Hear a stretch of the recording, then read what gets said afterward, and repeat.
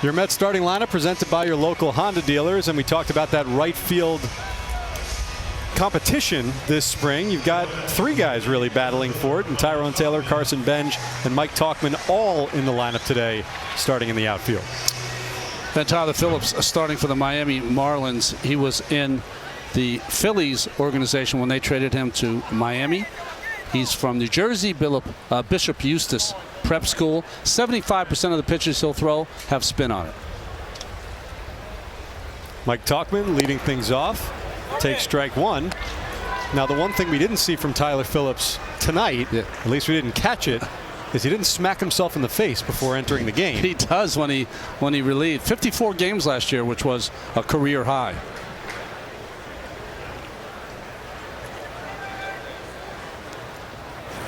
Got to worry about a concussion if you're smacking yourself that often. 54 times. I was watching an interview with him earlier today where he was asked about it, and he goes, well, if you get punched in the face, you're going to be pretty angry, right? So I get my adrenaline going, and then I'm angry at the hitter. Tauchman on first base after Christopher Morel makes the stop, but in the transfer loses control, and the Mets have a leadoff base runner. Well, it was a really great job of Morel to get over there to make the play on his backhand. But once he fell, he could never catch the handle. And if you separate the plays, it was a great play to get it, but then not finding the handle should lead to an error on the first baseman. And this is interesting because the Marlins are very similar to the Mets in that they're trying people out at first base this year who have never played before. Christopher Morel has never played first base in his professional career as Luis Torrens steps into the plate and fouls off pitch number one. And that was the play that Jorge Polanco and Brett Beatty have talked about being the most difficult, where you probably let your second baseman get it and you go over to first base, which is something that is not, instinctual. That's right. For guys that have played elsewhere.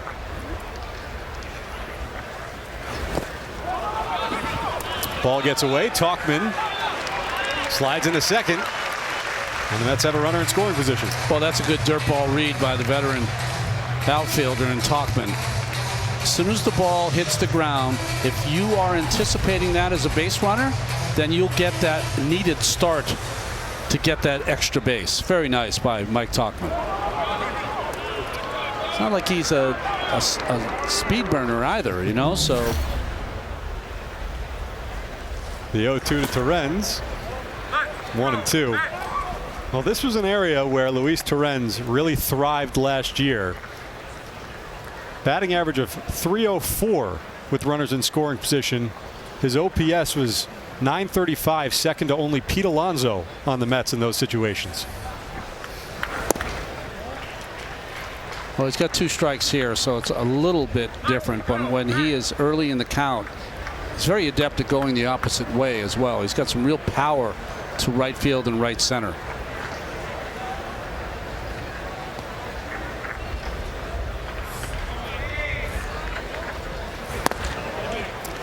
From 0-2 to 3-2. Torrens has worked the count full. Luis Torrens, 92 games last season with the Mets, while Alvarez missed some time.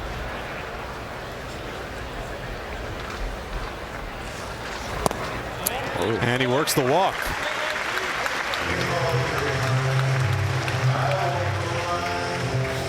Real good at bat by Torrens there.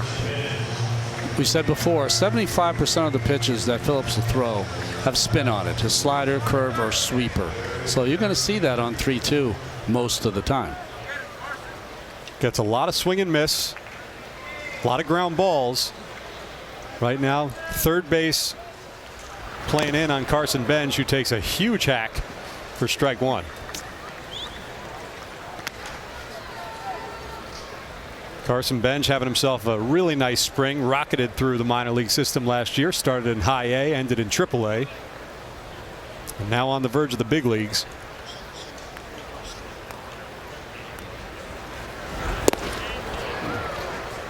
David Stearns spoke to the media today, and while he certainly didn't commit to him starting the season on the opening day roster, he did say he expects Carson Benj to be impactful at some point in 2026, even if it's not on opening day.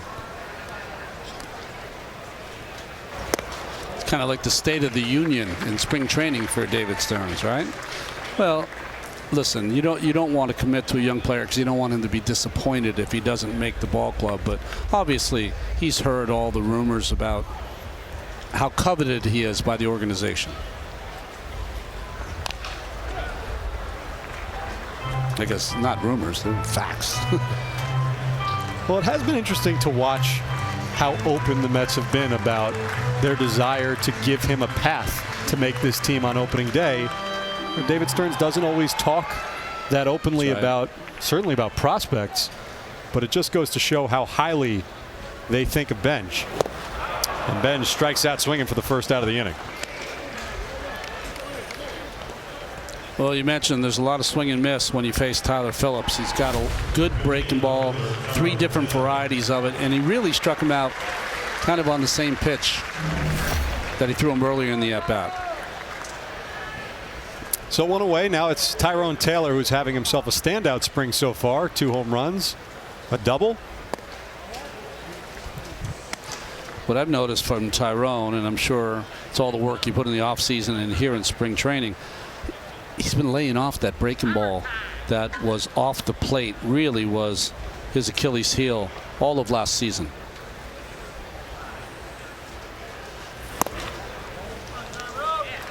Lays off a fastball down and away.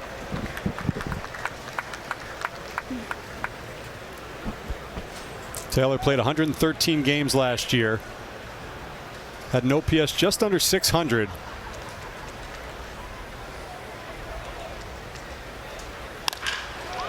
Ground ball, and that'll go off the glove of Connor Norby. Rounding third is Mike Tauchman. He will score. Motoring into second is Tyrone Taylor with his second double of the spring. Well, even in spring training, these ballparks, whether you're in Arizona in the Cactus League or here in Florida, they tend to play pretty hard, and he gets some big bounces.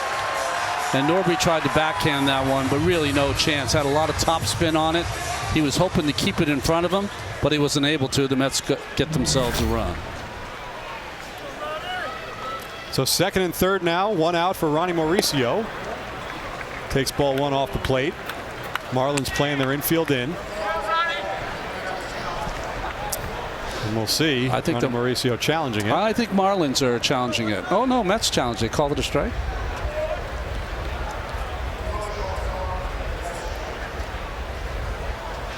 That's my bad. I thought that home plate umpire Ramon De Jesus had called it a ball. Yeah, so had I.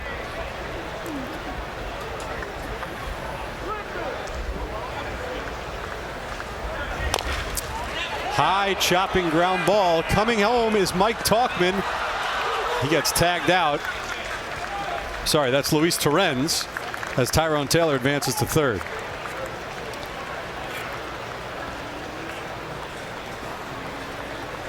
Well, really nothing for Torrens to do because the ball was hit so slowly. He was running on contact. Contact was right to the pitcher, and Phillips made a nice play. So 2 outs now, runners at the corners. Ryan Clifford.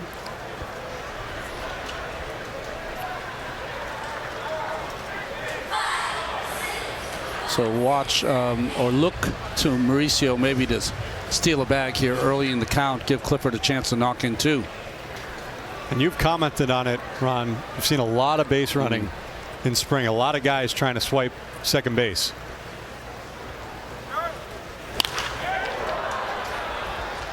No, as soon as I made that comment, I almost wanted to take it back. In this sense, is that Clifford, you mentioned it yesterday, most home runs in the minor leagues last season. So maybe if you're running at first, you might want to leave the hole open and also give this big, powerful left-handed hitter a chance to hit a 3-run homer. Ryan Clifford, acquired by the Mets back at the 23 trade deadline. He was part of that Justin Verlander deal.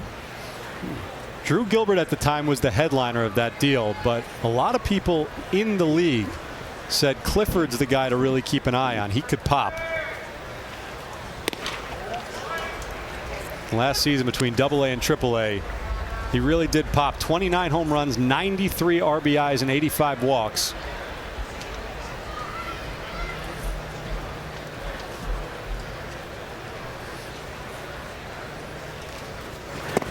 Well, you listen to those old baseball people, they know what they're talking about. I remember when Jason Hayward had that great spring training, made the Braves. I said to Bobby Dews, who was one of their older coaches, I said, boy, that Hayward kid can play. He goes, wait till you see his roommate. I said, who's his roommate? This kid named Freddie Freeman. He's done all right. That one is scorched into left center field, and that is one hop against the wall. That'll score 2. Taylor in, Mauricio in. It is a 2 RBI double for Ryan Clifford, and the Mets jump on top 3-0.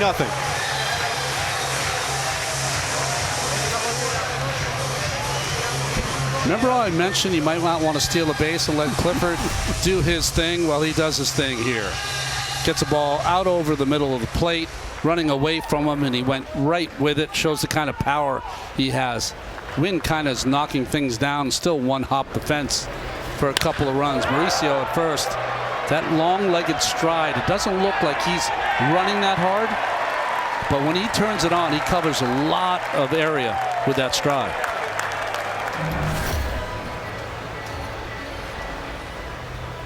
You know, one of the reasons why Ryan Clifford was not necessarily a guy that people on the outside were thinking was a big part of that deal is because he was an 11th round draft pick of the Astros in 2022 versus Gilbert, who was a first round pick.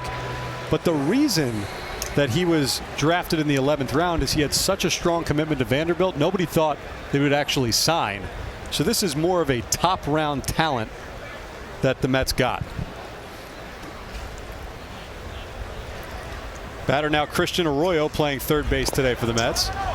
You know, Vanderbilt has become such a powerhouse collegiate program that once it's rumored that you might be going there, it's true. The scouts and organizations kind of, well, if that kid is going to be selected by Vanderbilt, no way he's going to go into the draft. Over the jump of Xavier Edwards, and the Mets tack on another one. Ryan Clifford scores. Christian Arroyo the RBI knock. 4-0 Mets. Oh, some nice at-bats here against Phillips in the first inning by the Mets. Young and old alike. Arroyo's had a lot of time in the major leagues. A veteran right-handed hitter with a nice piece of hitting right over the head of Edwards. And Clifford's secondary lead. There's 2 outs. You don't have to look anywhere but home. And nice job. 8th batter of the inning for the Mets. It's Vidal Brujan.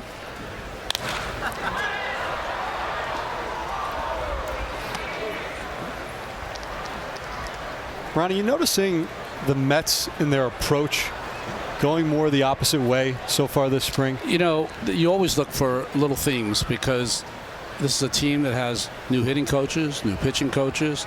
Are there things that they're doing different now that you might not have seen before? I definitely see going the other way. Lefty-lefty yesterday, right? A royal right-hander hitting the ball where it's pitched. We've seen a really outstanding 2-strike approach from young and old alike in camp. All of those things, I believe, are all positives. The 0-2. Brujan tries to hold up. He does not. And that'll do it. But the Mets score 4 in the bottom of the first. We're heading to the second.